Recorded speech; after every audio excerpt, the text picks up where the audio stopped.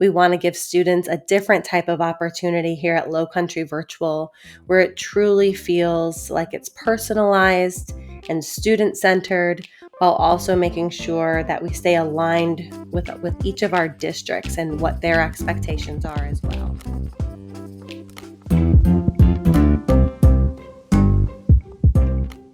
Welcome to the Please Raise Your Virtual Hand podcast. We are so delighted to dive into the exciting, challenging, and sometimes messy world of virtual learning, where nothing is impossible and redefining student success is possible. Low Country Education Consortium aims to open up new possibilities for parents, students, and our business and industry partners as we fundamentally transform learning for students.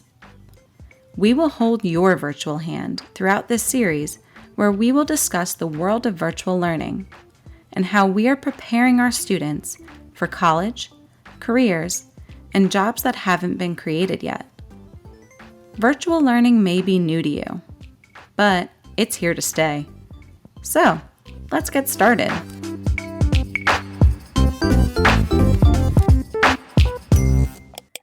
Hello, I'm Amy McKenzie. And I'm Matt Novielli. On this episode of Please Raise Your Virtual Hand, we will be speaking with Meg Barber. It's hard to define exactly what Meg does for Low Country Virtual. If you can think it, Meg does it.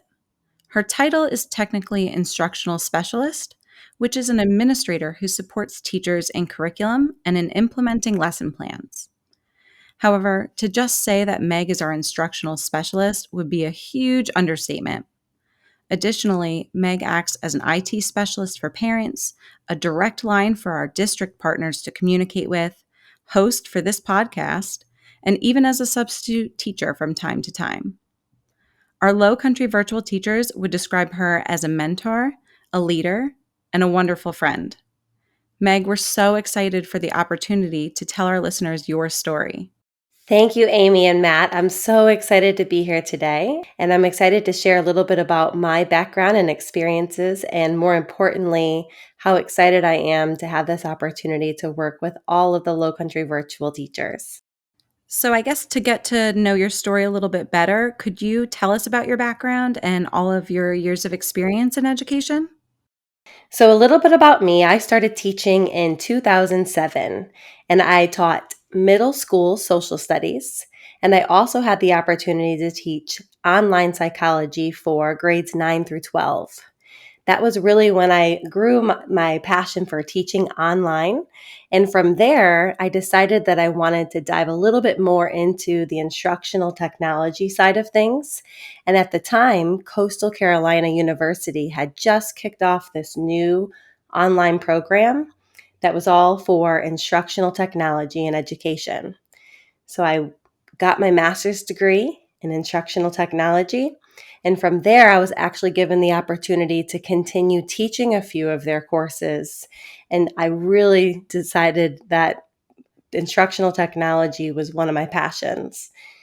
Two of the courses that really helped me to really formulate how I wanted to work with teachers in the future, because it was really focused on how teachers can use instructional technology for a purpose. It was more about how to use technology in a more meaningful way instead of just using a tool or just using technology just to use it. From there, I was able to get a new position. I actually went on from being a teacher and I became a digital integration specialist for my previous district. And I was able to work with teachers all across our district, where I was able to help them incorporate a lot of instructional technology ideas into their classroom. We were very fortunate at that time that we had one-to-one devices. And so teachers were really at a loss for what to do with these devices when it was so new. So it was really the perfect opportunity to kind of blend some of the ideas and some of the things that I had learned. I was able to really help out teachers and have them kind of come up with an awesome plan of how it could be meaningful in the classroom with their students. So I would say that that's really kind of tells the story as to how I really kind of went from teaching history and online psychology to really diving into this passion of online learning and how you can really use technology in a classroom to make an impact on students' experience and how they learn. From there, I was also given the opportunity to become the coordinator for online learning, and that allowed me to really dive into the instructional side of our online courses.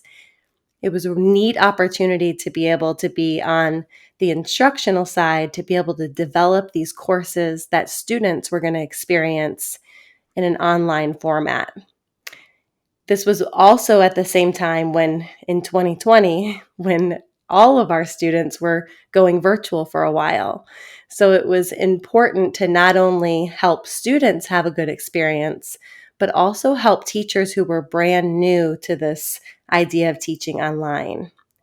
So I feel like the things that have really prepared me for that role were the ideas and the thoughts and the concepts and the experiences that I learned through my time getting my master's, but then also being able to work with teachers across our districts, just really helping them and really seeing the struggles of using technology in a meaningful way really prepared me to have some great ideas of how teachers could do that in a fully virtual environment.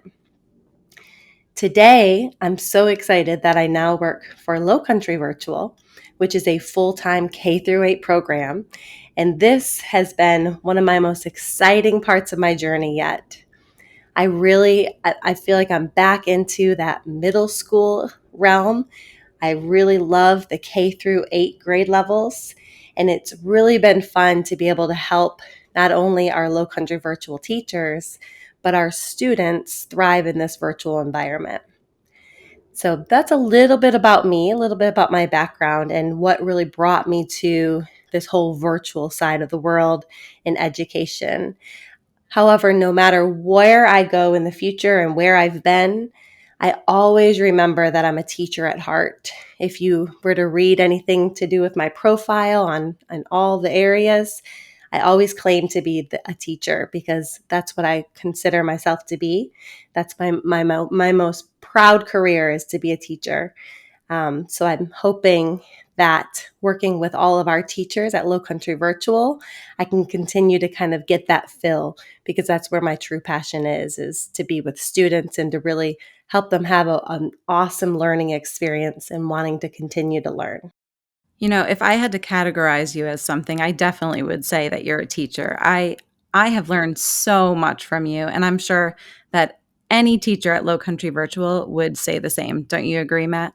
Yeah, 100%. You have been so helpful. And, you look at it in that aspect of how do we see it as a teacher, and then we can apply it from what you're telling us. So, when most people think of educators, they usually think of teachers and the impact that teachers make in the classroom.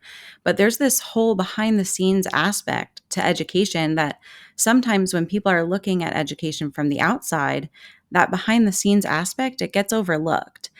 But you, Meg, you're constantly doing research, you're constantly troubleshooting, meeting with our district partners and communicating with families in the program, all to make sure that every single child that we serve has their ideal learning experience. Could you tell our listeners what it's like to have that trickle down effect and to make an impact on students from outside of the classroom? That's such an important part of this journey because I think it's important to not only just do what has been successful and what has been successful for my experiences in the past, but to also reach out to others and to learn from others as well. There's been so many other people who have lived what we've lived here in this virtual world that it would be negligent to not get their perspectives and to not learn from other people and to kind of take a little piece from each of them. A lot of times, what I like to do is to reach out to not only our district partners and our other district leaders, but also some of our like the Digital Learning Collaborative. They have been a great partner for Low Country Virtual and the Low Country Education Consortium. We really have a great partnership with them where we're able to connect with other virtual programs and other school leaders from around the globe and really get a sense for some of the common struggles that we all have and really share ideas and really just model for each other what has worked well and maybe what we've tried that hasn't worked so well. The National Qualities for Standards is a huge part of our work, and we kind of use that as our compass to always go back to make sure that what we are doing and how we are providing these experiences for students have been vetted, that they really truly are the best way to do things for our students. I would also say that really getting involved in some of these national organizations that offer free opportunities for online leaders and teachers to learn, it really helped us to shape that whole profile of what a good online program should look like and what a good online teacher would look like.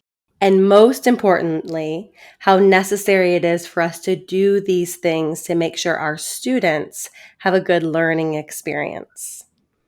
So really what it all boils down to is, that old saying where it takes a village to raise a child. It takes a village to teach a child, right? And, all of these different areas that you're pulling in from the digital learning collaborative, they're all part of Low Country Virtual's village, right? Yes, that's a great way to explain it, Amy. We really are a village.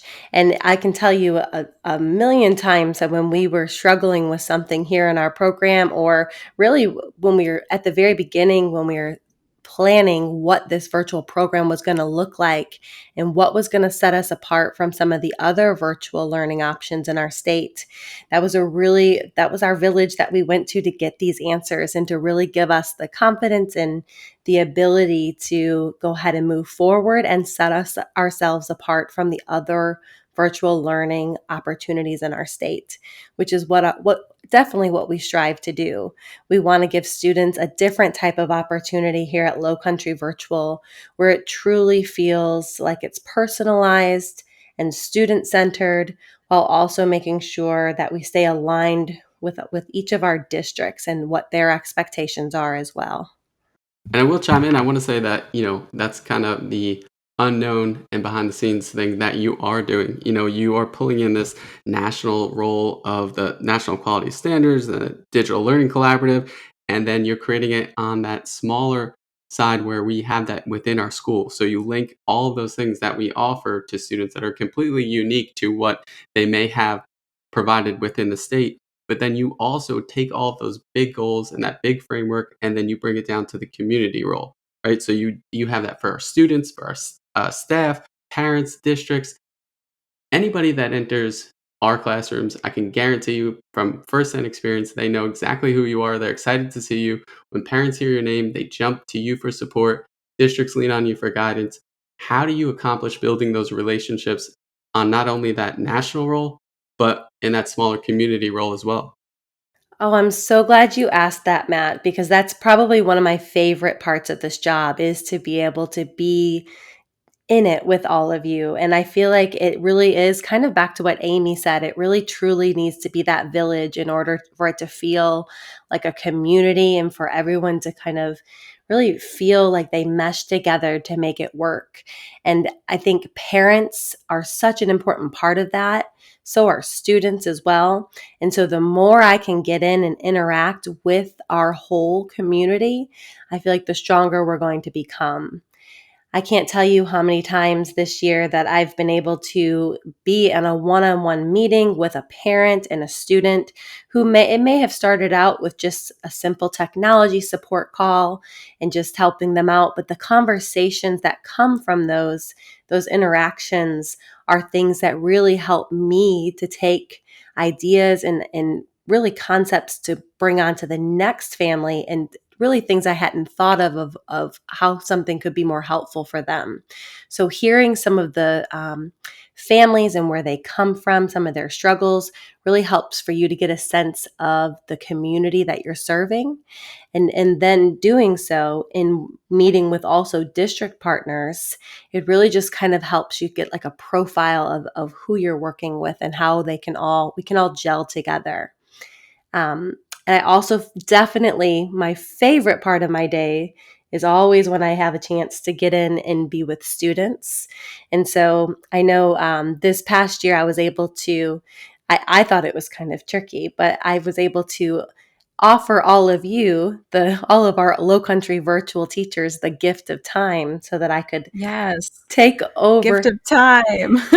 Yes, I loved doing that. And it was really just this idea of you had give my teachers a little bit of time in the morning so that I could take over their homeroom class.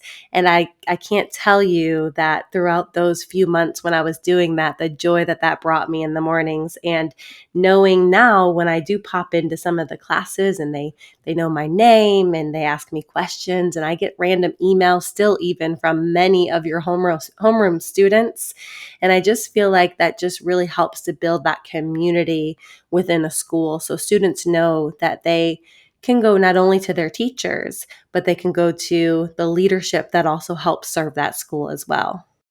And that's so impactful because, that's one of those unspoken roles that you have, that you're so accessible, and you have your boots on the ground where you're trying to speak with parents, you're talking with teachers, you're talking with districts. Do you find it that we are able to adapt our program to the needs of the students and the teachers? I think that really does help me to get an inside glimpse as to what their needs are, even beyond educational. So we have like the instructional side of things where, we're as the state of South Carolina, we're given these standards and these objectives that we're expected to meet. But then as we all know as educators, there's another side to that. We need to make sure that we're meeting the needs of the students and the parents and the families when it comes to what's going on in their lives. If we have a student who has come in and has had a rough week, I think it's just so important to have that type of relationship with them where they first of all feel comfortable sharing that with you. And then as the educator or as the program, we're able to have compassion and to be able to adjust and to modify in order to serve them best. We all know that students and parents and families all will do better in an environment where they feel valued and that they feel seen and they feel heard. And I feel like it really starts with listening. And then you can take what you've heard and really apply it not only to their needs, but maybe in the future what other families may need as well. Really, what comes to mind when you're talking about this and you're talking about the community we build is, having that principal that knows all their kids' names and having, that teacher that years later, they run into the student at the grocery store and the student remembers them and can tell a story about them and they remember the student. And I feel like you are able to build those relationships with our students, even though you're an administrator. You don't teach them day to day, and every single family still knows who you are, has heard your voice, has had a conversation with you. And so I would really love to hear some of those stories or experiences that you might have, um, either good or bad, in being that person that everybody kind of relies on. Because I don't think I could name a single teacher in our program or a single family in our program who hasn't reached out to you or hasn't depended on you or turned to you for support in one way or another. So overall, I'd really love to hear how that experience has affected you in the 21-22 school year. One of the things I've really learned about this year in particular, seeing that we are a full-time virtual program. So there really, in the past, my experiences have been where I would see some face-to-face and also, the online as well. But when it's completely a virtual experience, it's a little bit different, but I've also learned that it's also very powerful and meaningful to families when they feel like you are there to support them. So I learned early on this year when we have this technology support form that families, both teachers, students, and parents can fill out if they're having any issues with a device or maybe course access or just any questions in general. And the purpose of that process is really to alleviate some of the things that teachers would have to answer to in homeroom or in their instructional time during class. So the purpose was to allow a different place for people to ask these types of questions. And I, fortunately, was also the one who was able to answer many of these requests that were coming in. So in doing so, I was given the opportunity to talk with many parents, see many of the families face to face in a live meeting. And because of that, a natural way to kind of end those interactions is for me to offer my support in the future by saying, it was really nice meeting you. I look forward to seeing so and so in class. And if you have any other issues in the future, I would love it if you would just reach out to me directly, not knowing, really where that would go. But now it's so awesome to see that many of those people that I supported one-on-one, and whether it be on a phone call or a live Google Meet, have continued to reach out to me throughout the year. And we've built some great relationships. In fact, when it was around the Teacher Appreciation Week time, I got a couple little surprises from some of these families that I have helped and supported. And it really just made me feel really excited that they kind of valued and they looked at the leadership or myself just as a part of this program as their teachers. So even though it's really the teachers that they deal with every single day, they also just knew that they had this other sense of support coming in, and that if any time they had a question that they didn't want to really bother their teacher with, they had somewhere else to go.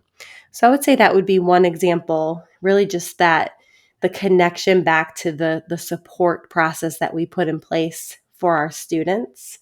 And beyond that, I'll say that it was very fun to be involved with some of the activities that we've done throughout the year. And a lot of those are because of our amazing Low Country virtual teachers and their great ideas.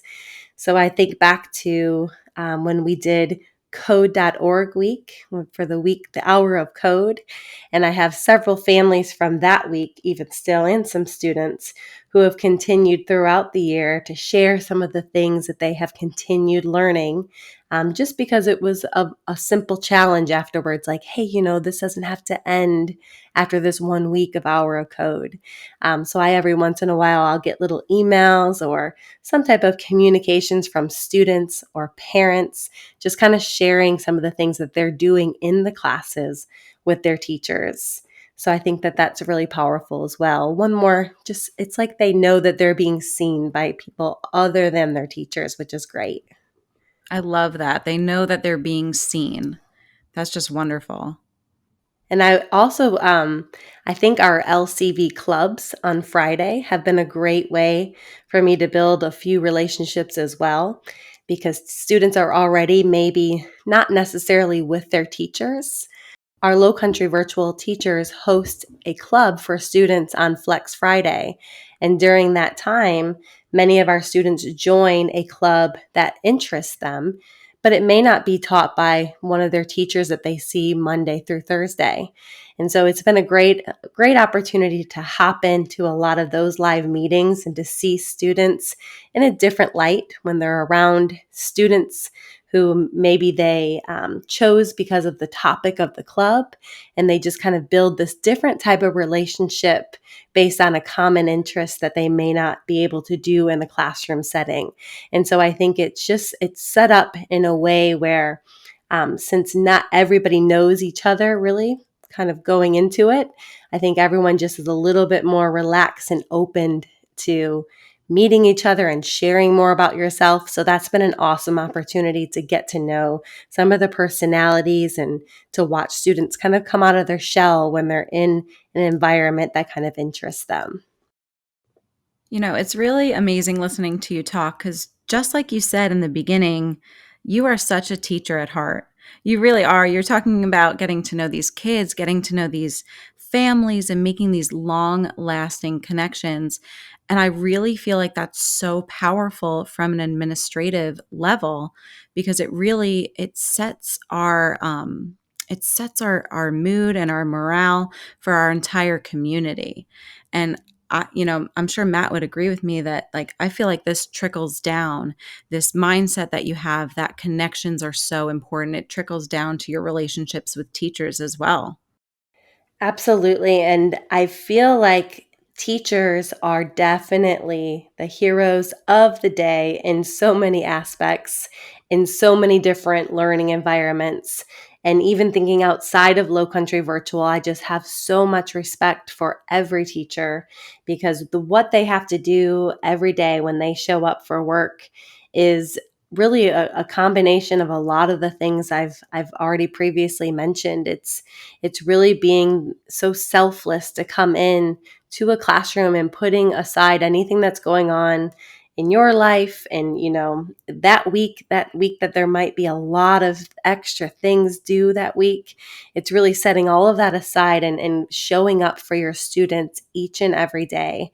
And I have so much respect for teachers who are able to do that, and our Low Country Virtual teachers who come and they show up for our students every morning with a positive attitude. And I think it's so amazing to watch how our students have learned so much, even beyond instructional materials from our teachers.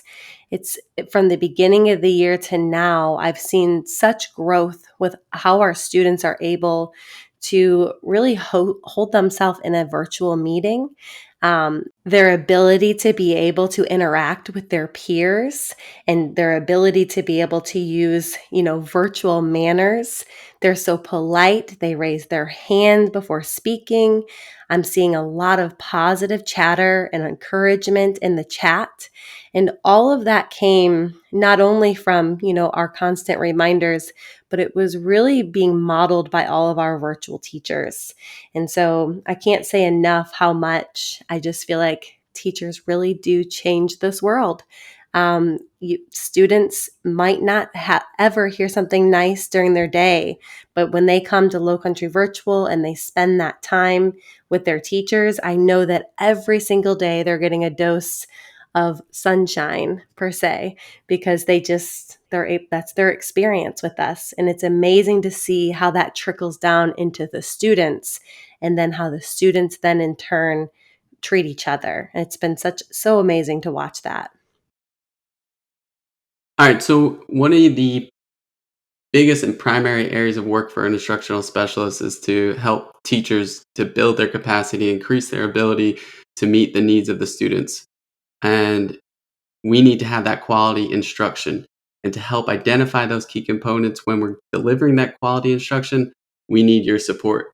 So, in your best terms, what does that essential ingredients for quality instruction look like at LCV? I know you mentioned some of those intangible things that are not just the academics of it, but for the whole student, what is the quality instruction look like? So that's one of my favorite areas to focus on with teachers for sure. And I must say that I may be biased here, but I must say our Low Country Virtual teachers are really, really good at kind of meeting this profile of an online teacher. And as you mentioned, Matt, it does go a little bit beyond that instructional piece. But focusing on the instruction side of it, I think it's so important to go into every day and every week with a plan, kind of knowing exactly what it is that you and your students are covering that week, and also taking it a step further to really take that time to assess where your students are at, and to kind of have that real time understanding of how much they took away from what you're trying to cover. I love, love, love being able to hop into some of our Google Meets and watch our Low Country Virtual teachers when they're teaching, because not only are they teaching to sometimes a fairly larger group of students, but they take that information then and they break it down into chunks, and they allow each student to kind of really explain their understanding. And if they notice anybody who isn't maybe keeping up with the content or maybe struggled with a concept, they're able to immediately follow their live lessons with some small group instruction, or even right within that live meeting, host a breakout room where they're able to jump over with a few students and kind of go back over or reteach a concept. So I would say one of the most important qualities in teaching and online instructionally is to really the same concept as all teachers have, is that modify and to adjust on the spot based on what your students truly need. And although you do go in with a plan in mind and you know exactly what it is that you plan to cover in a day, that it's okay to take a step back and say, we didn't get there today, but it was important and it was worth it to take that time to go back over and to reteach this concept so that tomorrow we really can accomplish what was in mind for today. And so I would say that's probably one of the most important things instructionally that our teachers do. And I also love that our teachers are always so willing to share with one another. Oftentimes, after having that type of an experience in a class, you can see our teachers then immediately sharing that experience with other teachers in our program. So not only did they learn something great themselves, but they're also helping their colleagues to become better instructional teachers as well. And I have seen that countless times this year, and not only to share, but to reflect and be ready to learn. That was one of the biggest things and takeaways that I had this year was that if there was an issue, it was the time that we could say, hey, I need some support with this. And throughout the year, we've had various professional developments. And I know that no matter what your job field is, I'm sure you can relate. We've all sat through them at times and said, where am I going to use this? Are we going to be finished soon? And I have personally experienced working with you during these professional developments. And I know when you're presenting something to us, I'm like, okay, I need to get focused. It's time. I need to hear what's going to be said. So, what makes your professional development so intentional? How do you decide what you're going to present? And how do you know that that's going to impact your audience? I love that question. That is something I take very seriously because as a previous teacher and as I like to say, as a current teacher myself, there is nothing I find more irritating than wasting someone's time. I feel like time is a gift these days, and I feel like in order to respect an individual as a teacher, it's just you have to be mindful of someone's time. And so I'm very intentional on professional learning opportunities that I offer because I want it to be meaningful. I want it to be worth everyone's time.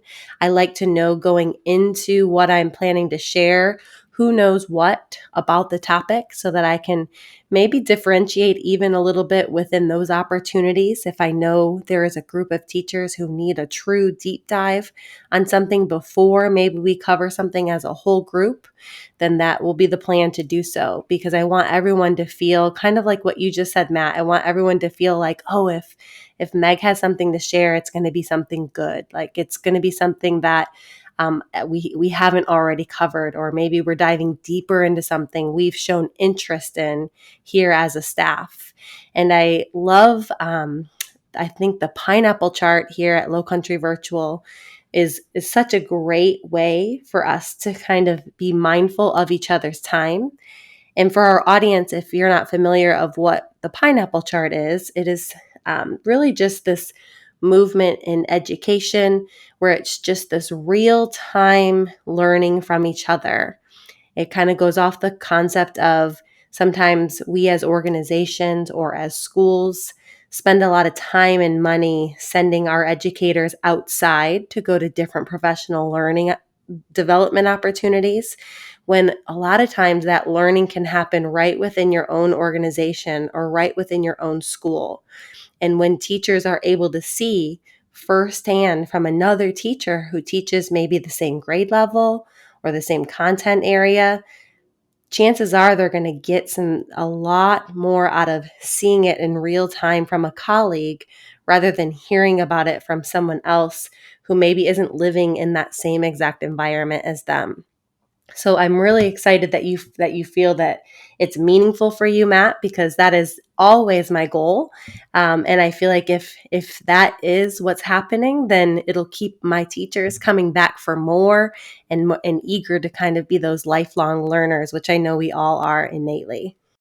I feel like that really speaks kind of to the culture that we've established at Low Country Virtual of valuing one another. You know, the pineapple chart to me is a way of saying I value my coworkers because I know I can learn from them. And I think that's how all Low Country Virtual teachers look at Meg. Don't you agree? Yeah, I think that just like you said, there was a opportunity and a time to have that professional development, and you are cognitive of that time frame, but also to the fact that you're facilitating teachers to grow in their environment, right? So I think a lot of the problems with these professional developments is they are good on paper in hypothetical situations, but not where you need them to be. And this is a great opportunity for us to see them live and in the type of environment that we are walking into every single day. It almost reminds me of having a lesson plan and not veering from it, right? You can't have a lesson plan and not veer from it, not pull small groups, not meet your kids at where they're at. So the pineapple chart is like meeting your students where they're at. It's professional development in the terms that I need it, in the time that I need it, in the way that I need it to grow as an educator. So I really find the pineapple chart to be so valuable in my learning and in my growing as a teacher. Yeah, and that's just like you're saying, it's something that not only by looking at this chart, you have dates that you can go back to and you can view them live if you have time in between, but then also you have that on-demand section that you can go back to and refer to at any time. I love that both of you see the value in that. And I also think another great extension to how we build our community of teachers at Low Country Virtual, along also with our the program Slack that we use. I feel like Slack has been such a great extension of what we accomplish or attempt to accomplish in the pineapple chart, because it's like this ongoing conversation amongst all of us all day, and I've never felt so supported through a virtual tool. I feel like it truly does feel like the teacher's lounge or like the hallway where I would pass each of you and just kind of check in. And I've loved that. I love that our Low Country Virtual teachers have really dove into Slack and really used it for that, and to really take ownership of creating certain channels that they felt were needed and when they felt they were needed. And I feel like it's really allowed all of us to kind of have that place to share successes and to share things that are going well and share resources and share ready made templates that people can just make a copy of and then customize to their own, and then also share the real side of teaching. So, this resource that I shared yesterday and put on the pineapple chart, it didn't work out so well, and this is why, and this is how I tweaked it, and this is what made it better. So it really, I feel like the combination of Slack and the pineapple chart has been probably two of the most powerful ways that we've been able to accomplish some really meaningful professional learning this year. You know, it's so funny that you bring up Slack because I wouldn't have even thought about it as a professional development because I could not even imagine working without it. I check it all day long and I'm constantly connecting with my coworkers, sharing with them that it doesn't feel like professional development to me. It just feels like you said, like being in the hallway and having that connection with your team and your coworkers and learning from one another. I just could not imagine my job without that.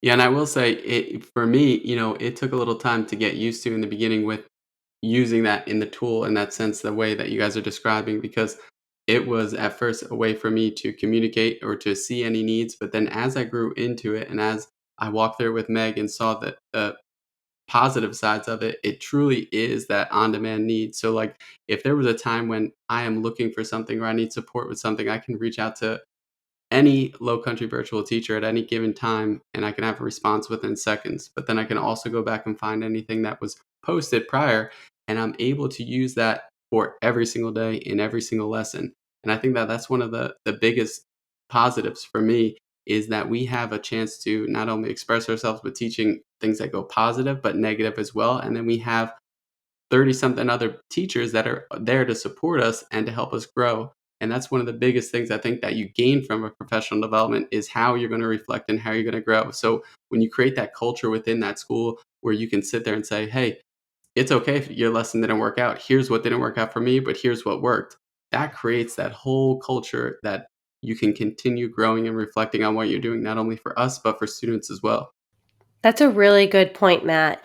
And I'll say that that also helps to foster I feel like our vibe of positivity here Yeah. at Low Country Virtual. Hmm. I, I just think sometimes when you're able to see in real life and in real terms other people and things that are going well and things maybe that didn't go so well, it really encourages like that growth mindset and that idea that, it may not have been perfect today, but it will be. So not yet, but it will be. So you brought up growth mindset. And honestly, from my perspective, I just can't see how you could grow more in your career because I feel like you know the answer to everything. And you make everything look so easy when you're helping all of these teachers, all of these families, all of the time. So I want to know, do you really just know everything? Or are there times where you have to go and you have to go learn something new so that you can grow our community? Yeah, so I definitely do not know everything. And I think that's been maybe the key to my success is admitting that up front, even sometimes when working with some of our families and our teachers.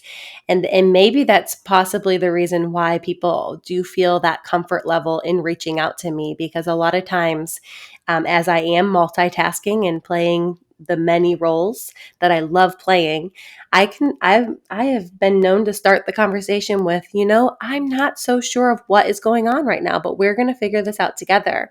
And I think it's just the ability to kind of let go of thinking that I know everything and to really let go of that idea that you have to come into a situation acting as if you know all.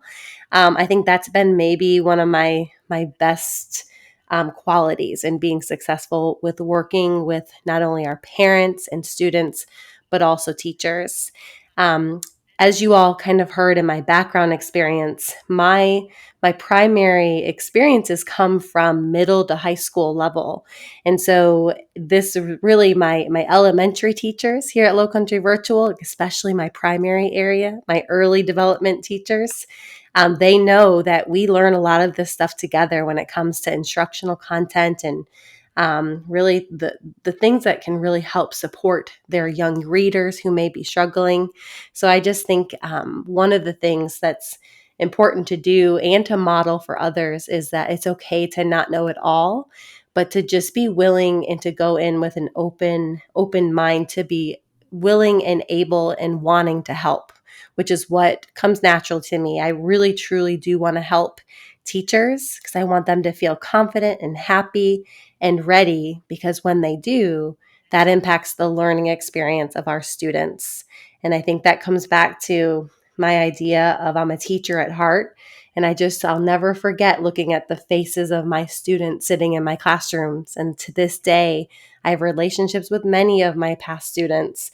And it's such an amazing thing to have that trust relationship with students who rely on you to know them and to teach them something. And that's so important that I want to make sure my teachers and that my parents have all of the things that they need to make sure their child or their student has these good experiences as well. And so I feel like we, of course, always look to you and have those positive experiences. Do you feel like starting a conversation by saying, I'm not sure?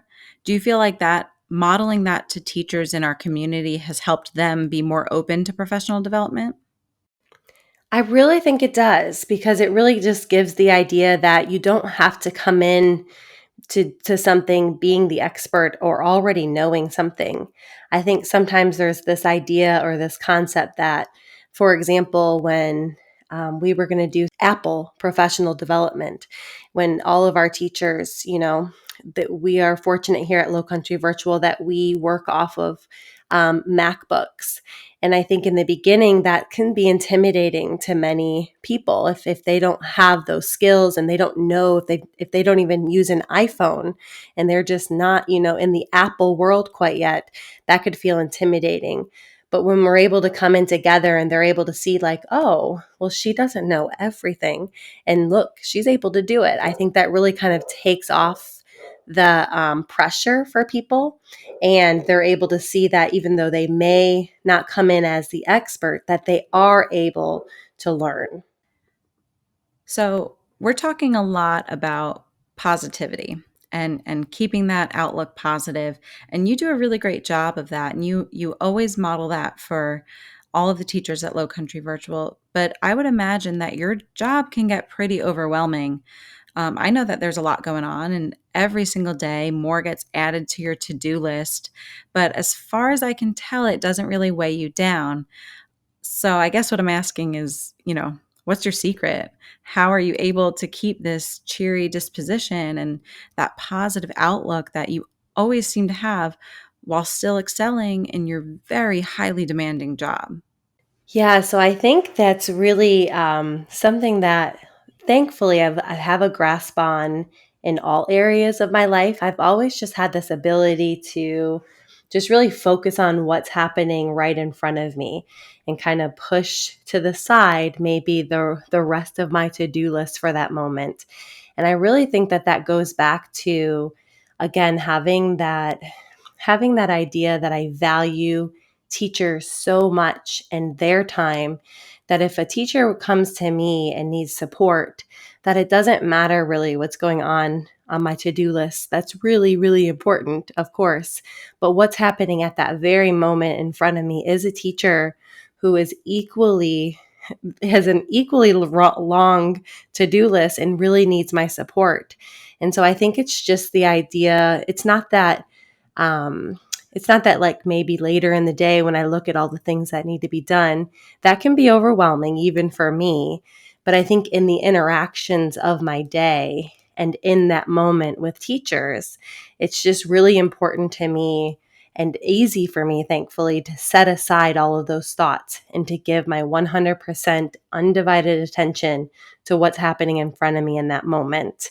And I think in general, just when doing that, that allows me to lead a little bit of a happier life. I'm able to just focus on what's happening then and now. And that gives me a sense of fulfillment because I know at least I was able to help what was in front of me at that moment and who needed me, their needs were met. And I think by the end of the day, when I go back to, some of my to-do lists and the things that need to be done, I at least feel this sense of accomplishment that I was able to help and that me helping is then going to impact our students and our program as a whole so that in the future, more families and more students will see why Low Country Virtual is really a great place to be. I really love that outlook that I have to help teachers right now because that's what matters to our community and that's what matters for our students. And that's what it all boils down to, right? It really does. And, students come every day and they have things on their list as well. And they also have things that are out of their controls in their families. And they come and they give it their all. So the least we can do as educators and as a program school is really to do the same thing for them and to model for them that no matter what may be going on, we're going to focus on what's in front of us, do with what we can right now and make the best of it. You're making me think about have you seen Frozen 2? Do the next right thing, right? Focus on what's right in front of you and do the next right thing. That's right. Yeah, absolutely. I think if we could all just like tape that up on our wall somewhere, right? It's Yes, just a good reminder every day to live that of way. what's important. Um, Speaking of Frozen 2, you're a mom. And so I want to know a little bit more about how you balance this life because you have a very, very important job and you have a very, very important job at home as well of being a wife and being a mom and just overall being a regular person. So what do you do to maintain that balance and I guess to preserve your mental wellness? Yeah, so my family knows very well many of my teachers' names and the families I work with, and I find pride in allowing my family to kind of see both sides of me. So they know, and my son, especially my son who's 7 years old, I feel like he's proud to see his mommy work and to Aw. see what I do, and he gets so excited and he thinks he calls me the principal because that's That's how he great. explains it, you know? Yeah. But it's somewhat fulfilling for him to allow him to see me do this work. And we oftentimes talk about, think about how much fun you had at school today with your teacher. Well, your teacher had to put a lot of thought and a lot of planning into that. And that's what mommy's doing right now. I'm helping my students' teachers do something similar so they can have a really fun day tomorrow, and that just makes him proud. And so I think the best way I can explain how I balance it is I definitely make sure I bring my family into what my work is and why it's meaningful and why it's so important that maybe sometimes after hours I might have to go into another room and fix something because it's really going to impact someone else beyond me and beyond our family's day the following day. So if a student can't get in to their course, then they're going to miss that experience of that awesome live meeting tomorrow. And so mommy's going to take a few minutes away to make sure that that happens. And at the same time, I also honor, time with my family as well. So there are certain days and certain times of day that are completely off limits from work where my devices are up in my office and the door is shut and we're not going in there. And so I think they've been able to kind of trust that work life balance. I keep my word when it comes to, the door is closed to the office time, and they also respect it when I have to, on some other occasions, when it's maybe just some free time here at home, that I'm able to just go into my office and fix a few things, and there are no hard feelings about that. So I think it's just really kind of being open and honest with my family about the meaning behind this work, and that really just helps them to respect that time when it has to happen. And I think that that's important, especially teaching virtually. I know that you bring that mindset for teachers as well and have us trickle that down for our students, is that we're intentional with the time that we're spending in front of our devices, right? We're not playing around, we're not doing anything off task. This is our job and this is our work for students and teachers. And we take that time to have intentional time away from our devices as well. And we practice that with the students so that they know that when they're in front of their device and they're in front of their class, it's time to learn. But then also, it's time to enjoy yourself in between on those breaks. And I think that you guys did an awesome job of making sure that we felt that impact as teachers, but that it also trickled down to those students as well. That's a really good point, Matt. And I'm so happy that you all model that for your students because I feel like in a virtual world, that could be a little blurry for students, especially, we give them this schedule for the day and they may get 15 minutes here, 20 minutes here, 45 minutes here. And how tempting would that be maybe for some students to, just to continue to work and get ahead and maybe do one more thing, but to remind those students, that there's more to being a well-rounded student, that you really truly do need to take that time to go step outside and get some fresh air so that you can come back refreshed to your next live lesson. And I think sometimes students, especially in this newer world of virtual learning, it's really important to coach them and to teach them what that balance really looks like. So I'm glad you mentioned that, and I'm equally excited and proud of our Low Country virtual teachers for modeling that for our students. Absolutely, because like you said, it's very tempting to blur that line or to disrupt that balance between, your dedicated work time and your dedicated family time. Let me ask you this. Are you the same person at home as you are at work? Because I've spoken about how I love curriculum and I love lesson planning at work. And then I've spoken about how I go on vacation and I bring literally an entire itinerary when I go to the grocery store, I have a spreadsheet with a budget. So I feel like that kind of makes me the same person at work and at home. At Low Country Virtual, you're our fixer, right? You fix things. So do you find that you're that fixer at home? Yeah, Amy, that is so funny, and you just described yourself so perfectly. I could just envision you on vacation with your spreadsheet, Oh yeah. a very well done spreadsheet, by the way. But yeah, I would say I'm fairly consistent. And maybe this is why maybe why I come off a little bit not so stressed out at any times, and really able to handle multiple things at once. I kind of do the same thing in my home life as well with my family. Takes a lot. It would take a lot to really get me frazzled. I just am able to just kind of pivot and turn and take things as they're coming. And unlike you, I'm really not a huge planner.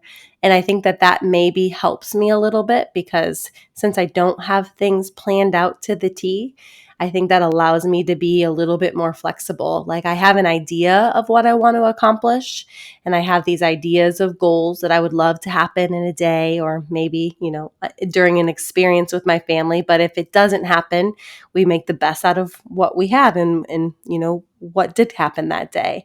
And so I think it goes back to my ability to be flexible. And I sometimes look at my spreadsheet friends and wonder what that life would be like because I think it's so organized and it looks so great.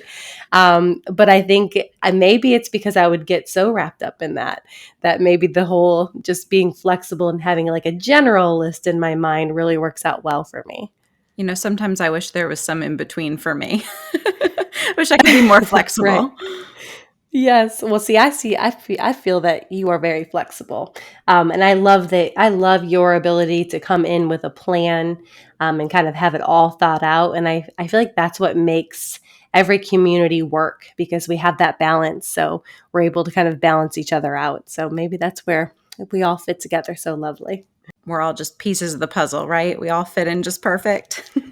Absolutely. We're all balancing each other out every day. So looking at this big puzzle piece that is our Low Country Virtual community, our first year we really started off with a bang. It was spectacular. The 21-22 school year was fantastic, and I think our families and our district partners and our community would all really agree on that. I'd love to hear more about what you see in our future as a program. How do you see us growing and developing and evolving over the next few years? A great question. And I'm really excited to be part of this journey to see how Low Country Virtual grows. And I agree with you, Amy. We've had such an amazing first year, and the support that is coming in from all of our partnering districts has just been so inspiring. And in meeting with them each and every week, it just seems like this vision that we all have is well on its way. One of the things that I know is a goal amongst all of us is to really expand our program and maybe even look into that whole 9 through 12 space. Ooh. So right now, so right now we're really focused K through 8, which has been awesome, and it's definitely fulfilled a need for many of our virtual students and families looking for an online option through their schools. But I think the next step, and I know we would all love to see, is to really expand into that 9-12 work as well. So, Meg, as we finish our conversation today and get towards the end of your story, is there anything that you want to speak about that we didn't get a chance to talk about, or is there any advice or wisdom that you'd like to share with our listeners who might be curious about virtual learning as a whole? Yeah, I love one of the things that I really love about our program and really what I think how we're trying to shape ourselves moving forward is we're truly trying to find what is best for the individual learner. And I think it's really important that if you are considering enrolling in a virtual program, that you really take the time to consider what are the qualities that would make me a good online learner? What are some things that need to be in place at home so that the learning coach, which for our audience, our learning coaches, we refer to as our parents or whomever is in the home there to support our students during the day, during their academic time. And so I think there's some components that need to be considered before you truly know whether or not a virtual learning program is cut out for you. I think we're eventually going to move away from the space that the virtual learning environment was an alternative to being in school during a pandemic, right? So I think we're at a time now where people are realizing, like, beyond what's going on, globally with the world, this learning environment, this idea of learning online in this more flexible space really works well for me because it allows me to, get through my day and accomplish my goals as a student, but also allows me to do whatever it is that they're interested in. So I would love to, I think the biggest advice and what I would love to see personally is for us to kind of grow this community and this following of people who are choosing virtual learning for the reasons that we are here and the reasons that we're trying to develop ourselves to be even better, to really just create that flexible, student-centered environment where students can get what they need from instruction, but also be able to live the life that really works out for them. Meg, thank you so much for sharing with us. Matt and I and all of our listeners really appreciate your time today telling us all about your story and all about your views on virtual learning. Yeah, thank you so much. It's been an awesome experience getting to know you a little bit better. Yes, it was so great to connect with you all today. And I'm so excited about the work of this podcast and future podcasts that we plan to launch. And I look forward to being a part of this process as we continue to hopefully share some of the wonderful things that we're doing here at Low Country Virtual with our community members and really just tell the story of what true online learning can look like. And speaking of spreading the word, if you're interested in learning more from Meg, you can follow her on Twitter at Meg Barber VBD. And if you haven't done so already, please make sure to follow Low Country Virtual's Twitter account at LC Virtual School to hear more about the amazing work that Meg and all of our LCV teachers and admin are doing.